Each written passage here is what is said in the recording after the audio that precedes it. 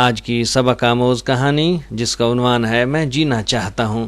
زندگی کتنی خوبصورت ہے، ایک مشہور شخصیت کا اپنے ڈاکٹر کے ساتھ مکالمہ۔ اس کا یہ بھی کہنا تھا کہ میں چاہتا ہوں کہ دوسری کی زندگی میں جتنے بھی تکلیفیں ہوں، جتنے بھی زخم ہوں، ان کا الزام کسی طرح میرے سر نہ ہو۔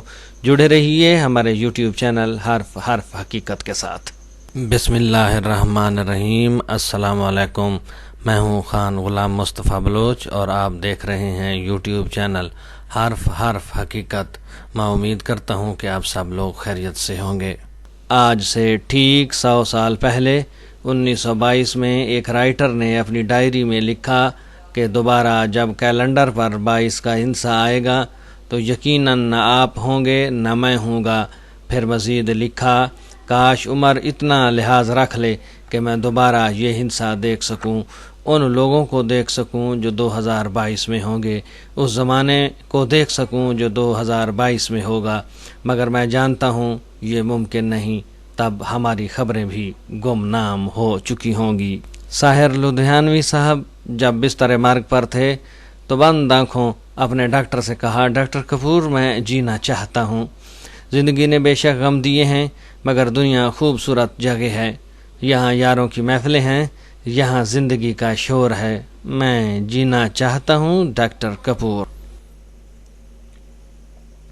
ایک پیغام آگے بڑھنے سے پہلے، اگر آپ ہمارے چینل پر نئے ہیں اور ابھی تک آپ نے ہمارے چینل کو سبسکرائب نہیں کیا تو براہ کرم چینل کو سبسکرائب کیجئے اور ساتھ میں لگے بیل آئیکن کو ضرور دبائیے گا تاکہ آنے والی ویڈیوز کے لگاتار نوٹیفیکیشنز آپ کو ملتے رہیں۔ 22 کا ہندسہ جب 100 سال بعد آئے گا تو دوستوں یقیناً ہم میں سے کوئی بھی نہیں ہوگا۔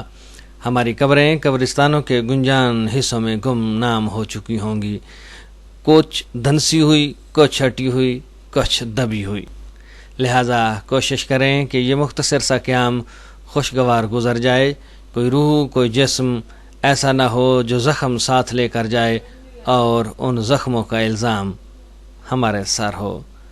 آپ ماشاءاللہ سمجھدار ہیں، کسی انسان کو اس طرح ہم دکھی نہ کریں کہ جب وہ اس دنیا سے جائے تو وہ یہ الزام ہمیں دے کر جائے کہ ہماری زندگی میں یہ تکلیفیں فلاں شخص کی وجہ سے تھیں۔ اب تک کے لیے اتنا ہی۔ حرف حقیقت سے آشنائی کے لیے جڑے رہیے ہمارے یوٹیوب چینل حرف حقیقت کے ساتھ۔